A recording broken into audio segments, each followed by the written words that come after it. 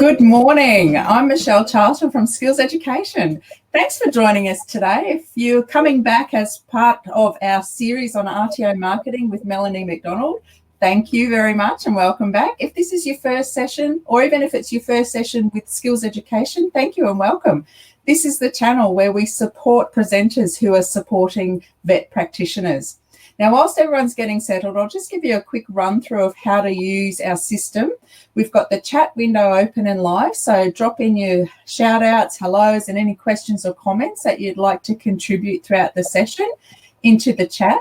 Melanie's also provided a couple of handouts for you today too. So if you go across the top tabs in the right-hand corner of your screen, you should be able to find the handouts that you can download straight to your computer just now. And while you're exploring what's up there at the moment, we've also got a couple of polls, and I did put one in there about whether or not, if you have been to some of the sessions that we've already run in this particular series, just a quick question as to whether or not you've been able to implement some of the suggestions and tips for boosting your RTO's business that Melanie's already shared. So I will also let you know at this juncture that today's session is being recorded. Once the live event is finished, you'll get a system-generated email. That'll be from the Vetter team, and it's just letting you know that the recording is available for viewing. You just log into the Vetter portal to be able to access that. Anyone who's registered and paid will get that email, so that's all you need to do. You'll also get an email after the session requesting feedback. So that's a really important one to keep an eye out for, because that's what triggers your PD record. You can submit, a blank feedback form. It is all anonymous, but definitely we know all of our presenters love hearing your input on how things went.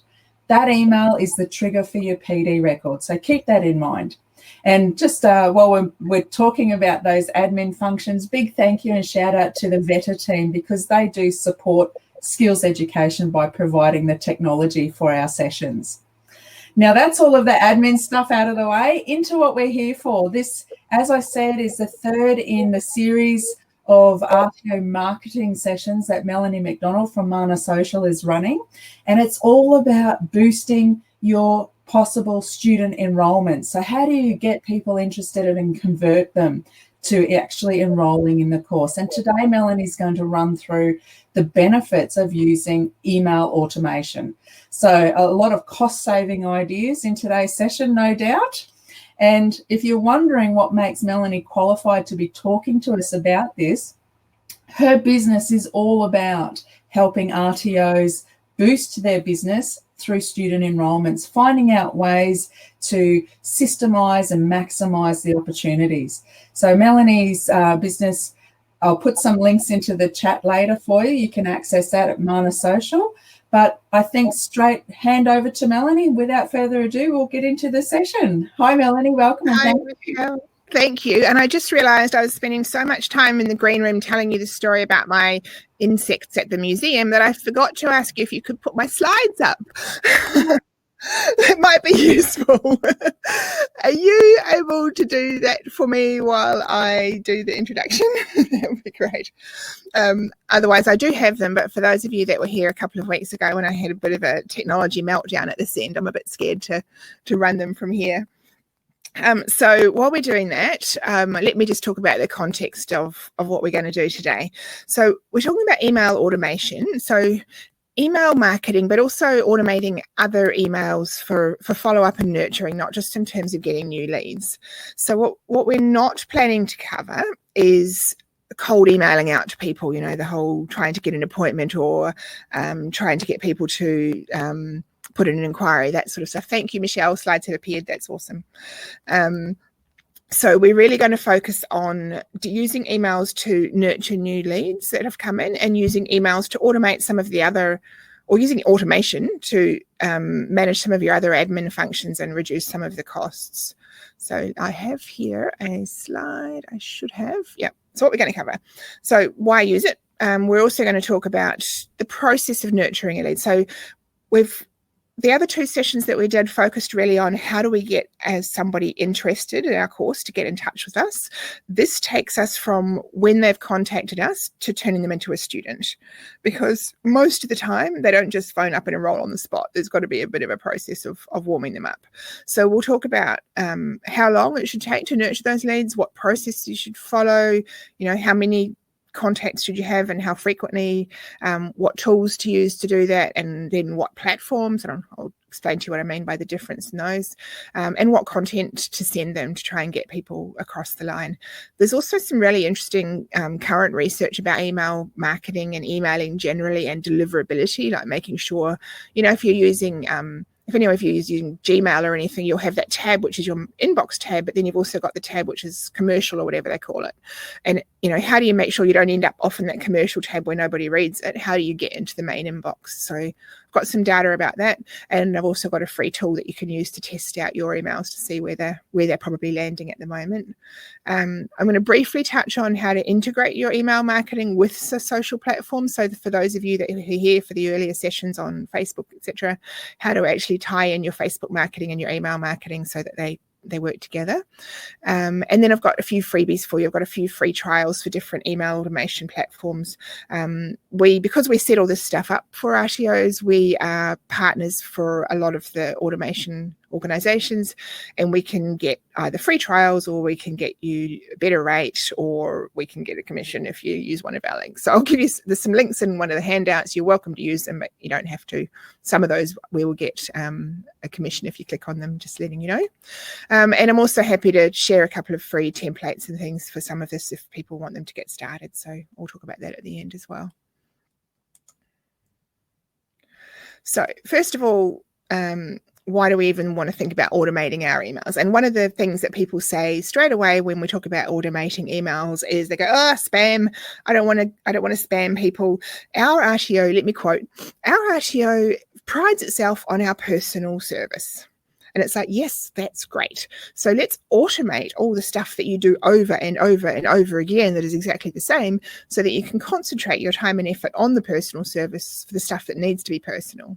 If you're sending out the same course info pack to everybody, then let's automate that, and then you can concentrate on writing them the personalized follow-up email or whatever it might be. So automation is when it's done well, and there is a huge difference between automation done well and automation done badly, as you know, if you've been on the receiving end of anybody's junk mail.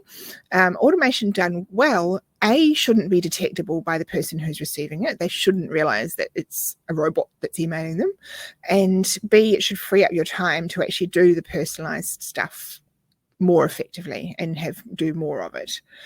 So a lot of the time, say if we take, for example, someone makes an inquiry, you send them out some information about the course. Either it's the same email that you're cutting and pasting and sending a whole lot of times. I'm talking obviously to people that aren't using email automation, but it's either the same email that you're sending over and over, or you might have one paragraph that's different or a line that's different. Like I remember years ago, we were enrolling people for the training and assessment certificate for face-to-face in those days. And I used to talk to people on the phone, and then we would pencil them in for a date, a start date, and then I'd send them out an email basically saying, I've penciled you in, here's your information. And then I would usually add a little comment that was something about what we talked about on the phone, just so that they knew that it was personalized. And I'd been talking to this woman, and her dog had just had puppies. And I had sent the email, and then I put, P.S. I hope you enjoy the puppies. Well, then I cut and pasted probably the next 20 emails to the next 20 inquiries, which still had the P.S. I hope you enjoy the puppies on the bottom of it. So to this day, I don't know what they thought. It's a bit scary. However, you can use a lot of these platforms that you can use for automation, which I'll show you a couple of examples. I'm going to show you some examples of the different tools, from free ones up to expensive ones and everything in between. A lot of them have this thing now called dynamic content, where you can have your standardized email, but then you can drop in a specific line, paragraph, word, like a merge field, but it's kind of the next level on from merge fields, where if you want to actually say, right, anybody who's inquired from Brisbane, I want to add a line in that says, well, that's assuming that you guys ever open the borders or something. So you can actually have literally dynamic content where it can be personalized and still automated. I hope that makes sense. Anyway, we'll come back to that. So that was just a why not use it. Why use it? Because you're going to have to contact people quite a few times, probably until they enroll, and over quite a period of time. I think you probably saw in the email that went out to introduce this session, but a lot of the research that we've found is showing that up to half of the people that enroll for a course, and it depends, but I'll explain what it depends on, can take up to 6 months to enroll. And when we were running our RTO and we're sort of enrolling a couple of thousand students a year, that was fee for service. So there was no urgency from the students' point of view. Like, they would inquire, they'd be thinking about doing Diploma of Leadership and Management, or, certificate for an HR or whatever it was. It was mostly business package stuff that we did in that RTO. And if there's no funding, there's no deadline, like you can't sort of say, oh, well, you better take this funding before it runs out. And so they would get the thing and then they would just think about it, and they would think about it. And half of them, when we did some analysis at one stage, half of them had enrolled more than 12 months after they first inquired, which drives you crazy as an RTO, of course. But there's so many RTOs that I talk to that when I say, how do you handle your incoming inquiries, they say, oh, we send them out the info and then we might follow them up once or twice. And obviously then if they don't enroll, we leave them. But I mean, think about it from your own point of view. Michelle and I were talking about insects at the beginning before we started. I went back to uni 5 years ago and did an entomology subject at UQ. Don't ask me why. Learned about Australian insects. It was really interesting, actually. I can recommend it. Only 10 of us in the course. Don't know why. But they, in that course, I thought about it for about 2 years before I actually did it. So I inquired, I got the information, I was going to do it. Then I decided to go overseas that year instead. So I didn't do it that year. Then the next year, something happened. I can't remember. I think I just missed the cutoff date because I wasn't thinking about it. So it was not until the third year that I actually enrolled. And if you think about your own experience in courses that you've done, that's probably not that uncommon. So your students are no different. If you only talk to them for a week or two after they inquire, you're losing probably half the potential students. So you're either going to have to spend your time making notes and following up all these people manually, or you put them into some kind of automated system. Even if you only pick up a third of the possible ones that you could have picked up, still better than not having them at all. Something else I wanted to mention in terms of automation is, and for those of you that were here last week when we talked about Facebook ads, the difference between search marketing versus targeted marketing.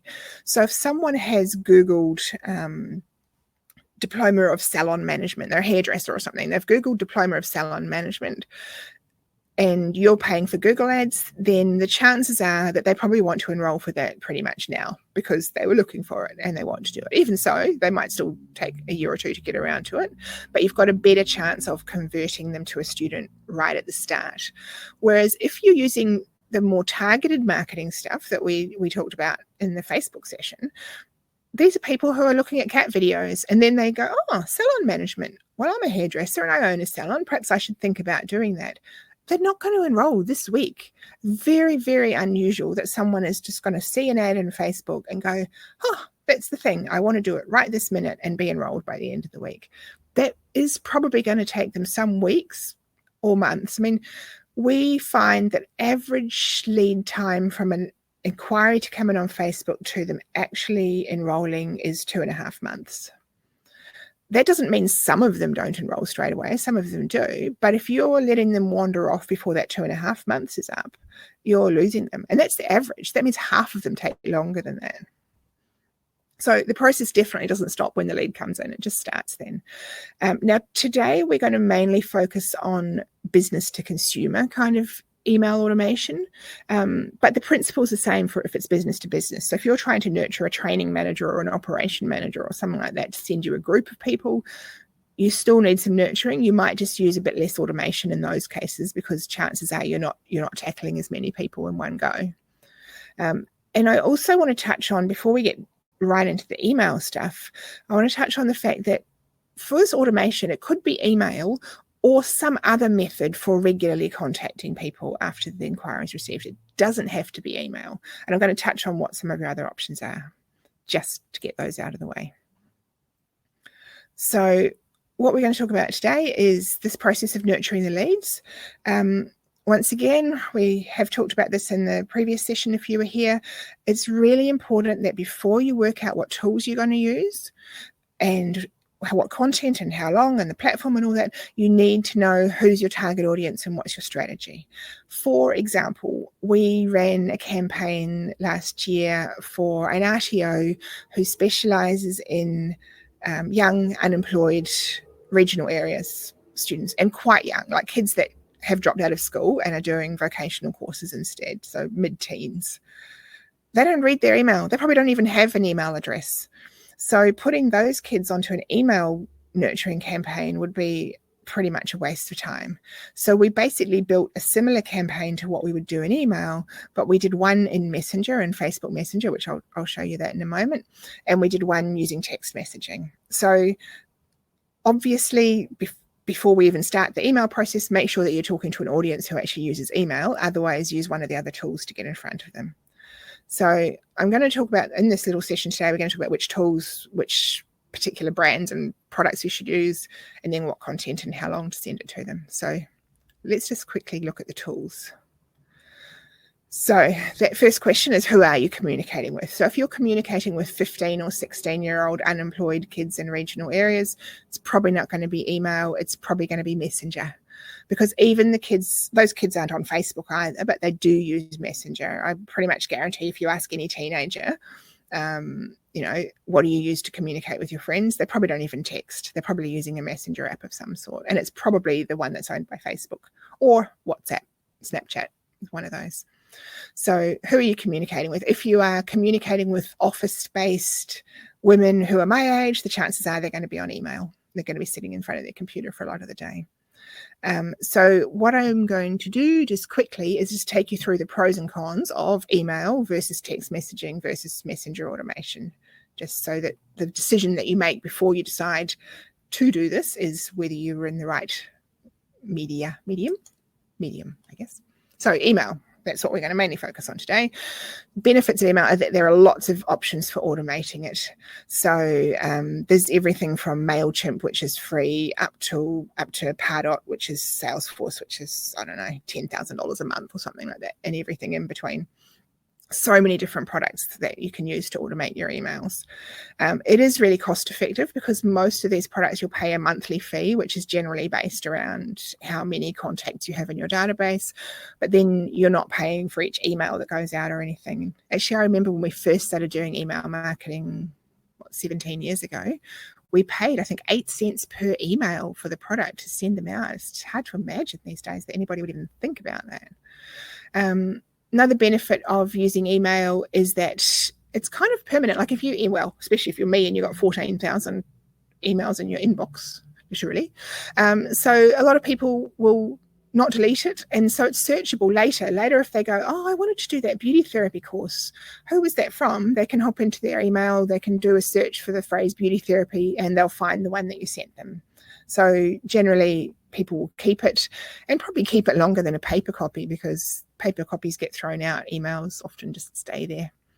And you can send material in a whole variety of formats in email. So you can email them a video and then you can track whether they watched the video and how much of it they watched. And you can track whether everybody stopped watching at the same point. And then you can go back to your video and go, what was it that put them off at that step? You can write, fairly long copies. So you can write them a big, long story if you want to. And actually just on that note, I know there's a lot of debate about should we write short emails or should we write long emails? Same with Facebook ads. And the answer is that you should write as long as it is interesting. So if you run out of anything interesting to say, you should stop writing. But if I was to receive an email about golf, for example, I would not read it because I'm not interested in golf. But if you were really keen on golf and you got a 5-page email about how to improve your golf handicap, you'd probably read it.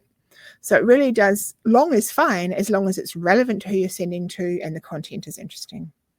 And of course you can include images and things like that in email. Disadvantages of email is the clutter, especially, I don't know if you guys have noticed, but in the last few weeks with all the great disruption things that are going on in world events, the whole world, every supplier decided to email about coronavirus. Then every supplier decided to email about human rights in the USA. And then it's like, whatever the thing is going to be in another month's time, it's like everybody's going to jump on and email about that as well. So it can be really hard to cut through when every business that has ever had contact with that human being is emailing them something. Doesn't mean you can't cut through, but it means your subject line has got to be catchy. And you can't just put something like free money because you'll end up in spam. Plus, you'll probably end up in trouble with escrow if you're a vet student loans provider. But so you've got to be able to have a subject line that's going to cut through, and you've got to have some interesting content. Having said that, I'll show you a little bit later some of the data from one of the RTOs we've been working with and their open rates, just to show you that it can be done. Open rates on emails, if you're doing really well, then you're probably 20-something%. Or if you're doing well, like 20 to 30% open rates, that's pretty good enough. Anything below that, you probably need to look at what you're sending. Anything above that means your audience is pretty engaged and good. But that means that at least 2/3 of the people that you're emailing aren't even seeing what you're sending and not even opening it. So that's another reason that you'd want to automate it, because you don't want to be manually sending all these emails if they're not even getting read. And the other big one, of course, is that it can be really impersonal. If you get it wrong and you're sending the wrong message to the wrong person, or you need to be really careful with automation. For example, you might have set somebody up to say, right, I'm going to send them these 5 emails over the next 2 weeks. After email 2, they phone you and you have a really good conversation with them about enrolling and about what their future is. And then they get an automated email the next day that says, hi, Mary, just wondering if you've thought any more about the course. And it's like, either they think that you forgot them already or they know that it's automation. So you need to be really careful to make sure that when you set up your automated campaigns that you have points where people drop out if you have a phone call with them or get diverted to a different branch. And I'll briefly show you how to do that. That's important. It shouldn't just be a linear sequence of send this stuff no matter what happens. Just want to quickly touch on the other tools that are possible, just to give you some ideas. And we're not going to spend a lot of time on it, but there's a couple of links in one of the handouts that might be useful for you as well. So, for example, if your target students are teenagers or even probably early 20-somethings, you could use text messaging instead. Benefits of, and you can build an automated campaign with a text message. So one of the links in the handout, the second handout that I've given you, is to ClickSend, I think they're called, the one that we use. Yeah. Sorry, I'm here in the office by myself. I don't know why I'm asking anyone. ClickSend is an Australian company where you can build text automation, which sends them a text, then sends them a follow-up, then depends what they reply, it sends them another one. All the same disclaimers apply as do to email. You don't want to bombard and spam people. But the nice thing about text messaging, gets there straight away, and the open rates are great. So pretty much I got one on my phone actually this week from some casino trying to give me free gambling or something, which I didn't open. But pretty much every other text I've ever received, I've opened, and I'm sure that's the same for most people. Another thing you can do is you can link it to your email automation.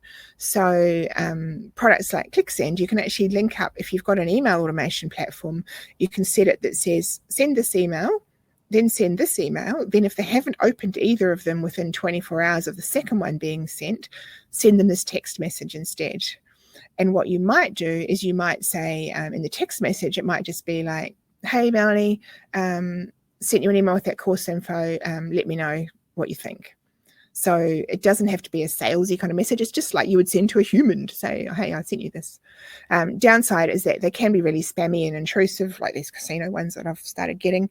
You need to be really careful with your language because it can look really just like they're being bombarded with rubbish. And people are more sensitive about their phones than they are about their email. Like if we get sent junk mail to our email, we just go, oh, delete. If you start getting junk mail to your phone, like this casino one, it's annoyed me. And yet I'm not reporting on all the spammy casino ones that I got to my email. So be aware that you are more in someone's personal space if you're going to use text messaging, and be respectful of that in the way that you communicate. Another disadvantage is that you usually pay per message, like we used to email in the very olden days. And a lot of the providers have a number that's a generic number and they can't reply to it. So that's one of the reasons that we're using ClickSend, but there are plenty of others that are okay, that you want to probably pay the extra $10 a month. I think we pay $19 a month to have a number, and that means that people can send us a text back. Not much point in texting them if they can't answer you. Then it really is spam.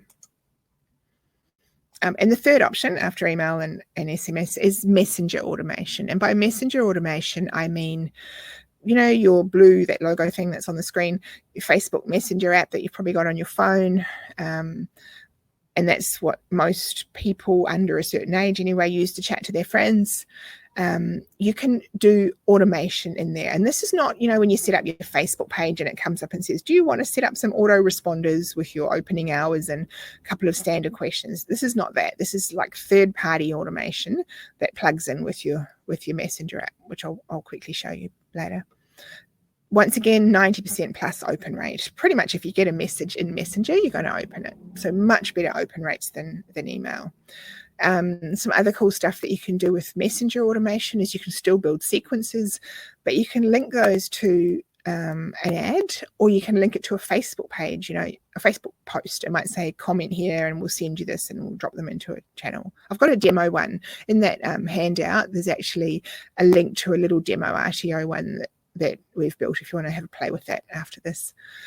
You can also link it to your website, where you can actually just have a URL link that they can click on for the chat, which is like the one that I've given you in the demo.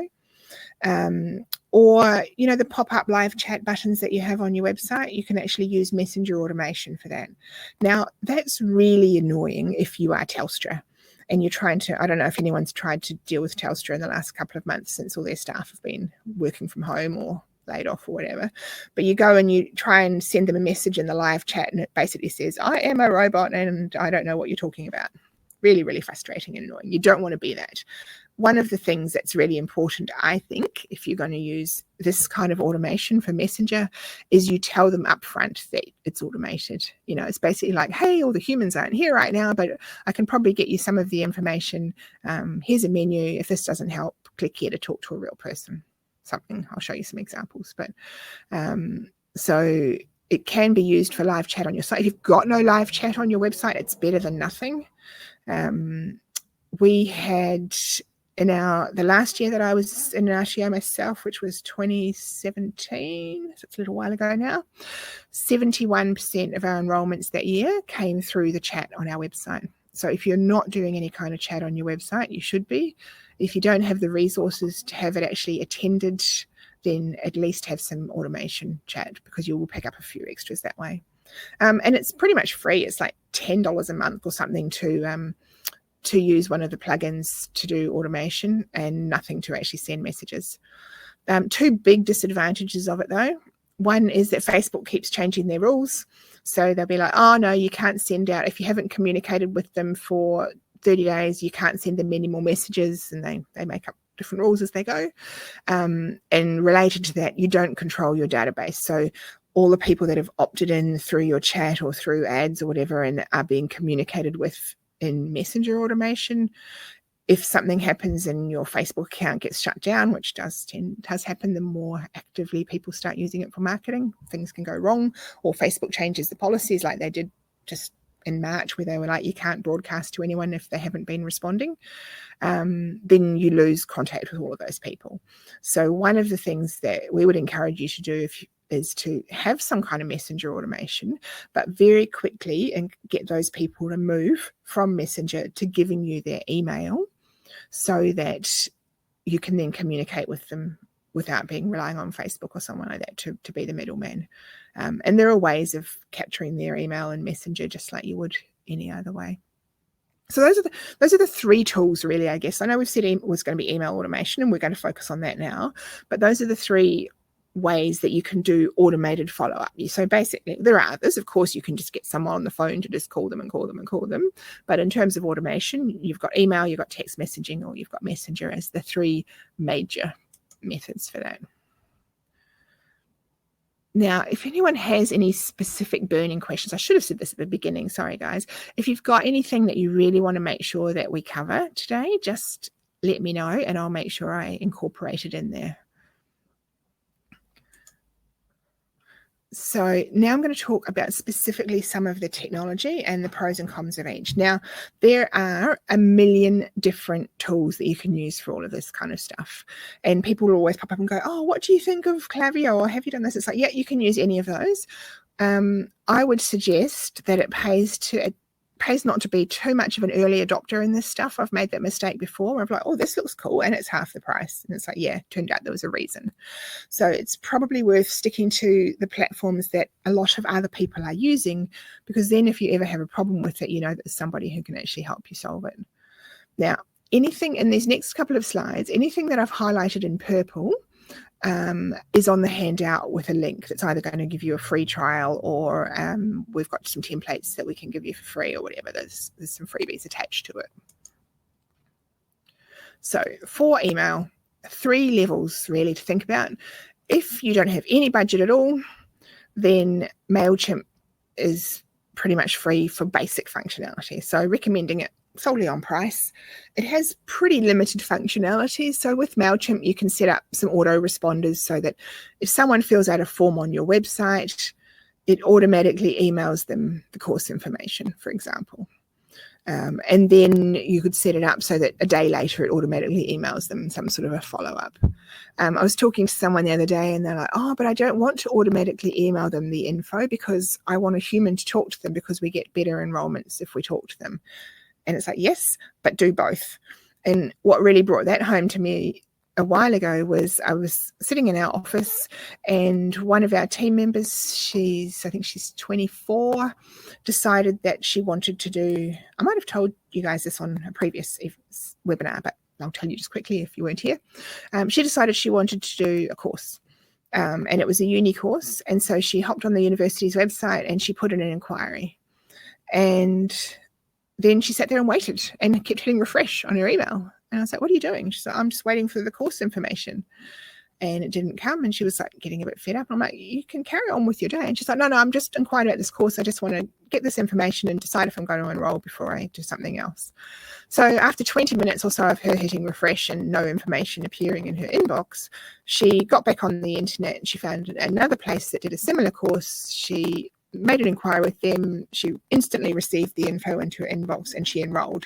Now that afternoon, so 4 or 5 hours later, the university rang her, the first one, and said, oh, I see you inquired about this course, do you want to have a chat about it? And she's like, oh no, it's all right, I've already enrolled somewhere. So it's really important, especially if you're dealing with anybody under, I don't know, 30, 35, whatever. I don't know what the cutoff point is. Sorry if you're under or over that. But there needs to be, people have an expectation, like you said, Michelle, of instant gratification.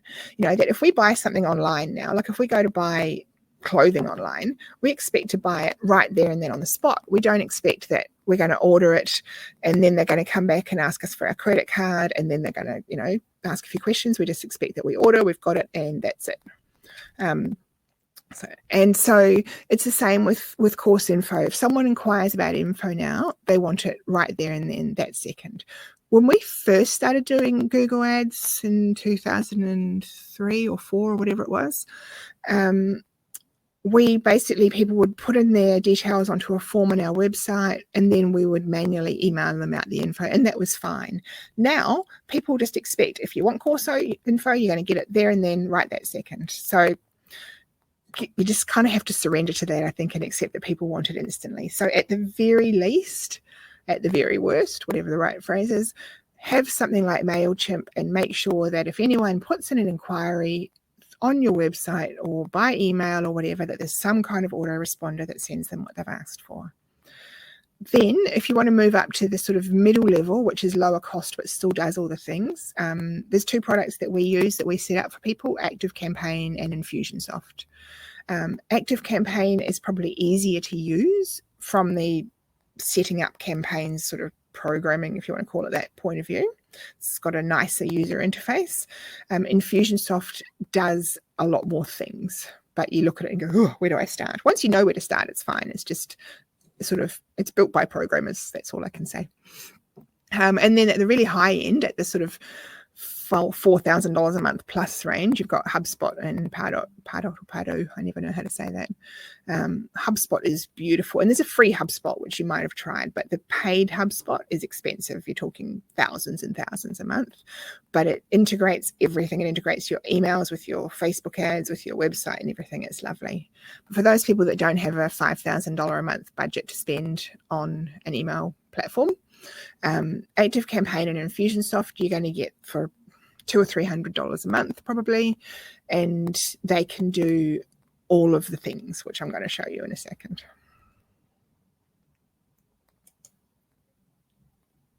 So I mentioned ClickSend before. Michelle dropped it in there. So if you're going to use text messaging, ClickSend integrates with Infusionsoft, certainly. I think with ActiveCampaign as well. Gives you Australian numbers. You can get your own unique number for I think it's $19 a month when I last looked.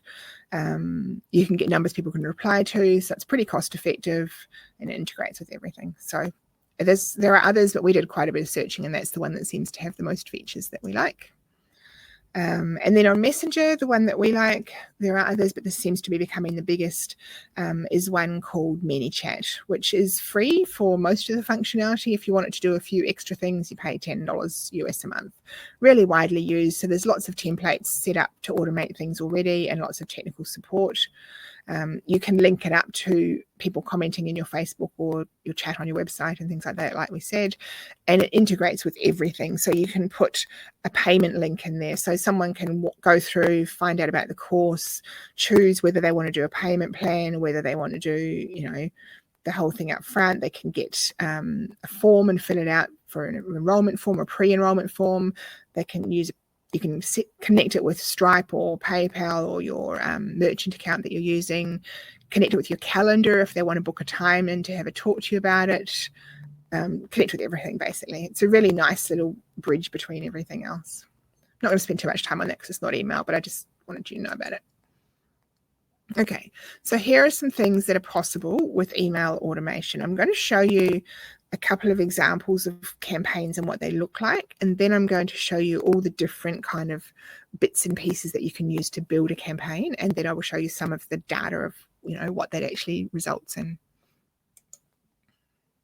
So first one, sorry, that is a little bit small, isn't it? Pretty basic email campaign. So the circle means a starting or an ending point. So the campaign starts. They've either filled out a form on the website, or they've sent in an email, or they've clicked on a link, or they've done something to say I'm interested. And they get the first email, which is here's some information. Then so that square box on the left, if you double clicked on that, then you would actually be able to put in the email content itself. Then it goes to a delay step, which is waiting for a delay, and then the next weekday morning send them something, and then it sends them a text message. So they basically get an email, next morning at 9 o'clock they get a text along the lines of, hey, did you get my email? Then it says wait 4 more days and then send them another email. Now this was built for a very specific case. It's not what I do for a standard one, but it's email, delay, text, longer delay, email. Just linear, just step 1, step 2, so on through it. Pretty simple, easy, anybody can pretty much build them. And I'll show you in a second, but it's basically just through these email platforms, automation platforms, it really is just drag and drop. So you grab one of these icons and you drag it onto this thing and you draw the little arrows and then you put content in them. So it's really not hard. Here's a much more complicated one. So this one, we've got some manual leads up the top where they didn't get the course guide, or we've got people who've come in and got the course guide. So the people have come from 2 different sources.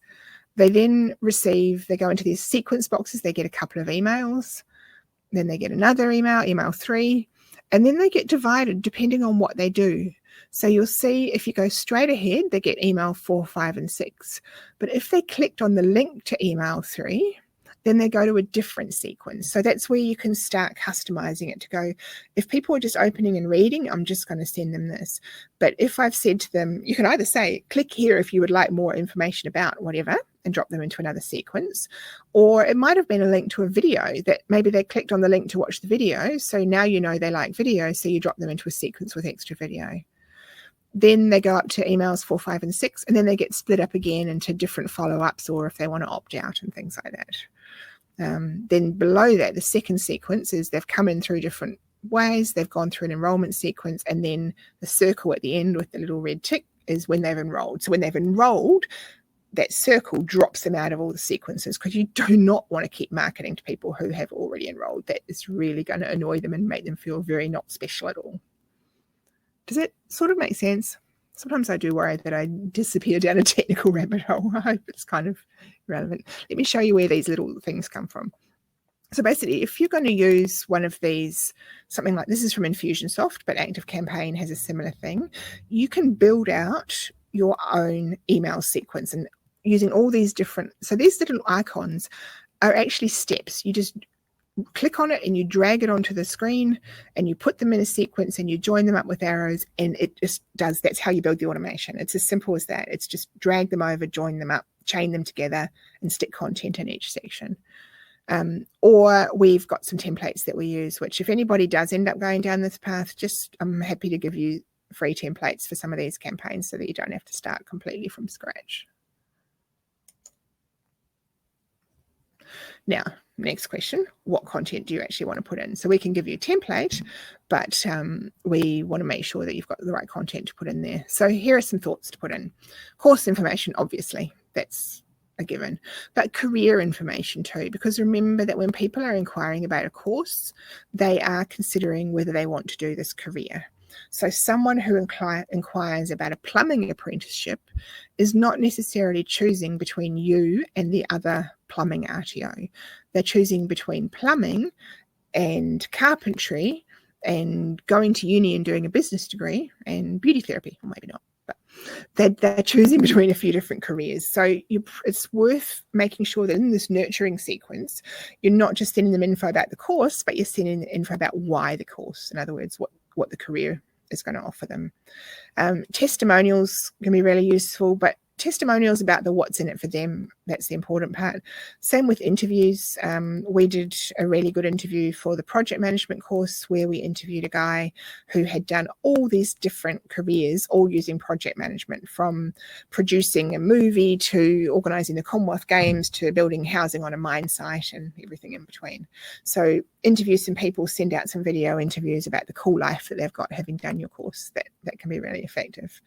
Little video snippets out of the course as well. So the whole free sample thing, here's a little bit of what's in the course. Just be careful with your email nurturing, that it's not just too much buy my thing. It's not just, do you want to enroll yet? Do you want to enroll yet? Do you want to enroll? Do you want to enroll? There's, make sure that you're actually giving, and then dotted through that giving is that, oh, by the way, do you want to enroll? Make sure you do ask them if they want to, but don't harp on that too much. And just one little caution on what content to send out in your emails is, be a little bit careful with using overseas copywriters. And by overseas, I mean anywhere, even the USA, where they're really good at copywriting, because the voice, the culture, the language, we do communicate differently in Australia, doesn't it? Those really salesy, really strong, enroll now or your life's going to be ruined kind of thing. That's exaggerating, but you know what I mean? Just don't often resonate with people looking to do courses here. So write in a real voice, write in a voice that makes sense to students. So if you're emailing a beauty therapist, you're going to talk differently to the way that if you're emailing someone who's looking at advanced diploma in leadership and management and has been an accountant for 20 years or something. So think about the voice of the customer and think about the context and how we communicate, and make sure that the language is appropriate. And if all else fails, just write as if you're a human being from yourself. Send what you would send out anyway that you would type manually, but just put it into an automated email. Don't get hung up on, oh, now it's automated, it's got to sound somehow, I don't know, email professional, whatever. Now, this is something that is really important. When you're doing this email out, because it's going to depend, people will say, well, how many emails should I send, and should they be long or short, and how frequently should I send them? And it is going to depend on your audience. Once again, what you might send out to a 17-year-old beauty therapy prospect is going to be different to what you're going to send to a 45-year-old advanced diploma of leadership and management accountant. But what you do need to keep a close eye on is the numbers. So the numbers will tell you whether you need to change anything. So here's an example from one of the RTOs that we work with. So over the last 30 days, they have got 635 people in this particular funnel database, so they've got more than that in their overall list, they have sent out 9,569 emails. That doesn't mean that's divided by 635. It's still a lot. So everybody's had about 15 emails. They haven't had 9,000. It's still a lot though, like, isn't it? 30 days, they've sent out 15. It's like an email every second day. So you'd be like, oh, that's way too many. That's spamming them. But no, look at the numbers. So they sent 9,560, 9,275 got delivered. So a few of them bounced. And if you look over to the right, there was a 3% bounce rate. It means they didn't land in the inbox because it was full or wrong one or something. But look at their open rate. 55% of those emails got opened. That is huge. And then in the big circle there, 31% of the people who opened an email clicked on the link. So that you might think, oh, that's insane to send 15 emails over 30 days to an audience, but it's working. These are an engaged audience. They want this stuff. They're opening it. They're clicking on it. We have 0 spam complaints in all of that, and only 5 opt-outs out of 635 people. So that's an extreme example, but I just wanted to show you that it's actually not about don't email them too much. It's about email them the right stuff, and they will keep on opening it and reading it and enrolling. So watch your numbers. If these trends are going down, then you know you're doing either wrong content or wrong frequency. So test it for your audience. If you don't know where to start, then start with something like emailing them on day 1, day 2, day 4, day 7, and day 14, and then do a 7-word email. So basically that is, the 7-word email is literally something like, hey, Melanie, are you still interested in this course? Really short, just seeing if they're actually just hooking them back in and engaging them. And then after that, if you don't get anywhere, then you might just drop them into a nurturing sequence that could be monthly or whatever. But that 1, 2, 4, 7, 14 is a good starting point. That's usually where we start testing. Now, something they used to say, this is really important, something they used to say was your email database is an asset, and the more people you've got on it, the better. And you should just keep emailing them until they buy or die, or email them until they unsubscribe. That was true until the last maybe few months, where all the email platforms now, whether it's Outlook or Gmail or Microsoft, whatever, that is Outlook, isn't it, have now got to the point where people's inboxes are so full and so cluttered that they've realized that something that they can do to help their customers is to help filter their emails a bit better for them. So you see that in Gmail, where you've got the different tabs. You've got the commercial tab, and then you've got the main tab.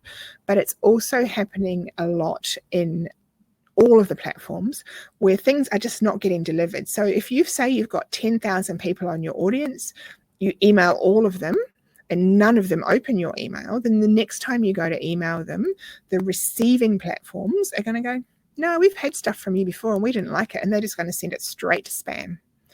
So deliverability has become a real issue for any of the, and it's not just for any of these automation platforms, it's happening at the receiver end. So instead of saying email them until they opt out, the rule now needs to be, and this is the important bit, email them until they stop engaging. And if you've sent them a couple of emails and they haven't opened it or they haven't clicked on anything, you need to take them off your list, which kills people because they're like, I have spent money to get them on the list. And it's like, yeah, and if you want the people who are interested to receive anything that you send in the future, you've got to only email the people who are interested. There's lots of research about that. Happy to send you papers and stuff about it if you want to, but only email the people who are engaging, who are clicking, who are opening. Otherwise, nobody's going to get it. And if you've got a boss who goes, oh no, I can't bring myself to delete all those people, fine, put them in their own bucket. You can categorize people in your email automation, tag them with different things, tag them as not engaged, and then just don't send anything out to them for a while. And then maybe in 6 months' time, send them one email to try and get them to hook them back in. Maybe send them the 7-word email, hey, are you still interested?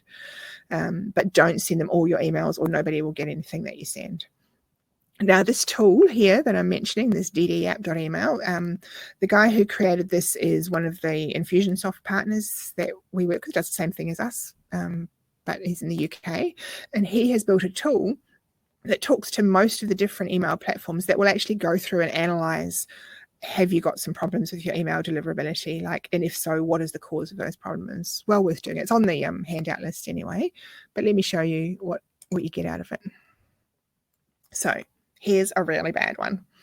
So we basically took this RTO's email list, we connected up his little platform, the well, I'll just show you the link, and we did a health check, and he gave it 26 out of 100. So basically, that means his email, their automated emails have got a very high chance of ending up in spam. All of them, not just the ones who aren't opening, but everything you send might end up in spam.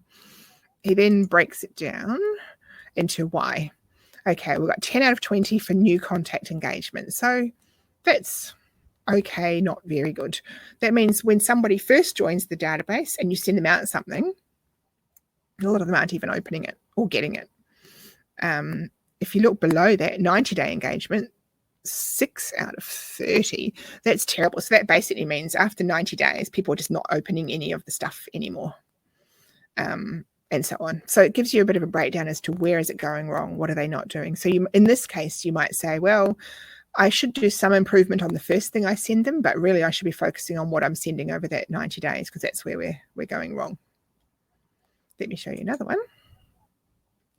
That RTO that I was mentioning before that I was saying had the crazy open rates. We ran the health score on them yesterday to have a look, 94 out of 100.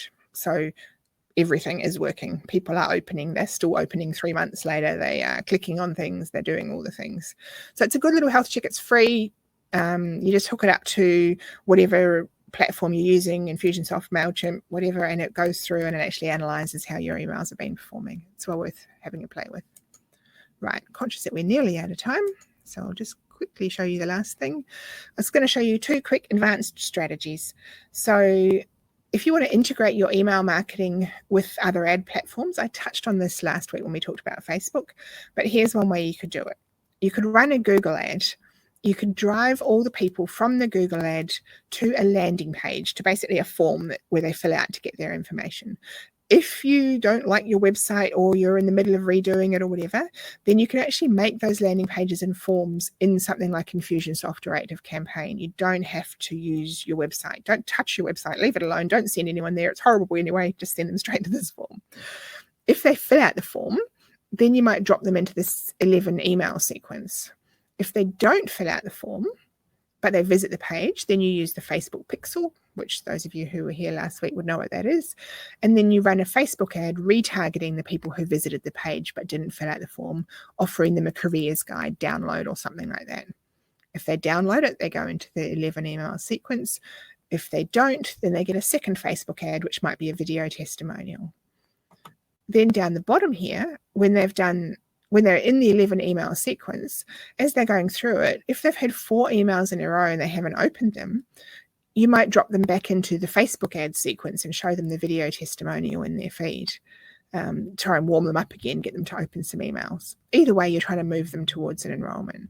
So all of this process, all of these steps can all be automated and linked up together. So you build it once, or we can build it for you.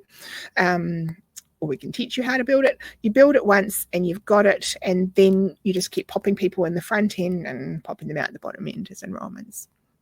All automated. You don't have to be doing any searches and finding out have they opened the emails or whatever. The system will do all that for you.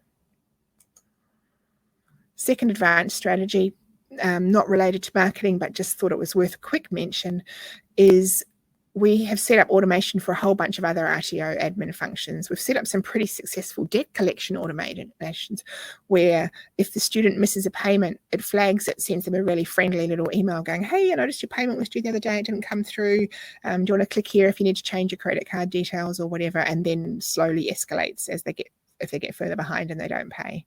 All automated, you don't even have to think about it.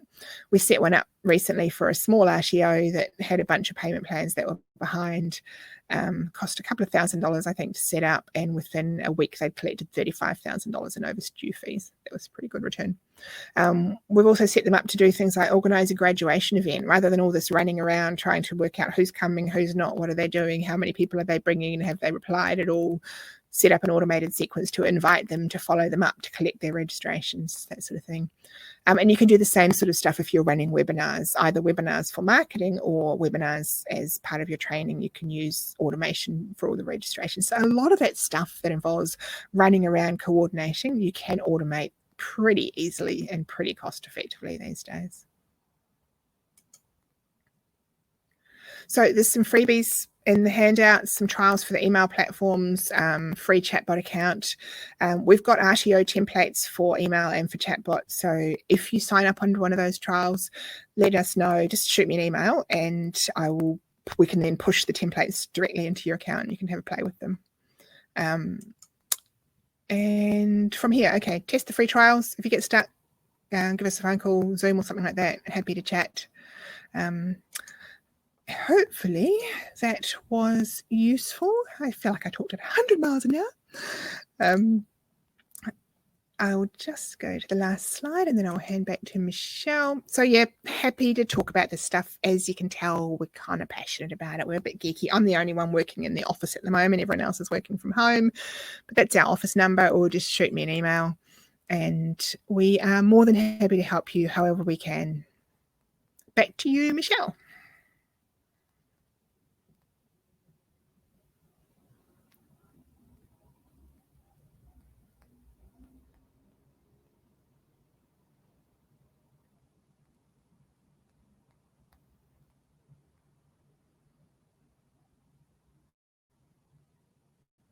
No, we can't hear you. I can't hear you.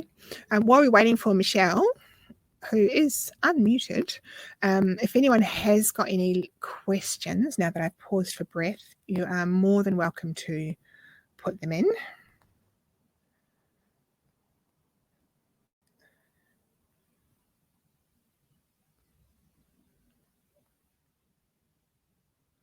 If not, while she is trying to get back in, we're doing one more in this series next week. Let me just mention that, where we're talking about LinkedIn. So it's more on the business to business, how to actually get leads from businesses.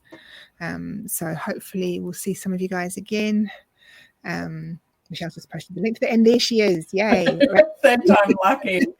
Some gremlins. I've popped in the link for next week's session. So if anyone wants to round out this series and find out how to maximize LinkedIn, that's the details. And I must say, Melanie, it's always great to come away from your sessions thinking about what is it that I'm doing in my own processes, and how has what you've just shared with us related to what we're doing, and how can we improve? I found really interesting today your comment around the change in building the email database. So if you are, trying to curate people to be on your database and they're not answering your emails, having them and keeping them on there is so detrimental. So that was a really, really good and interesting tip. And some of the feedback coming through the chat, people are agreeing with that. So Sharon and Ellen, so pleased that you got the value out of those comments as well. And I guess the question is, like, how do you find this stuff, Melanie? Oh, I'd have to admit that I haven't got a life. It's around this. Yeah, I've surrounded myself with people who find this stuff interesting. I know. That's right. And what we were talking about in the green room when we were coming in, your feline friend is very interested in the automations as well. She's See, we're happy to have everyone and anyone on Skills Education. And Doug is also saying a big thank you to you, and thank you to your helper there. The templates there. So just a reminder to everyone that the handouts are there. Go and grab them out of the tab. They're ready to download. We do have a couple of the polls there open. I did need to launch them for you. Yeah, exactly, Ellen. We've got the office cat on board. So I've been coming in by myself, and it's like, well, I have to have some company. So I've been dragging the poor cat along with me. I know it's a bit sad. The virus and lockdown does all sorts of things to what is now the new norm. So it doesn't look like we've got any other questions coming through. So I'll just remind everyone about the admin processes. Keep an eye out for the feedback email. That's what's going to trigger your PD record. So just a response to that email will trigger that for you. As I said, we do have Melanie's session next week about using LinkedIn. So hopefully we can see you there. And without further ado, just make sure you get the handouts, engage with the polls. Look forward to seeing you next week, hopefully. And thank you. Thank you very much, Melanie, for your time and being so generous with your expertise. And thank you to everyone for coming along and sharing Morning Tea Hour with us. Thank you. Thanks. Okay, bye now.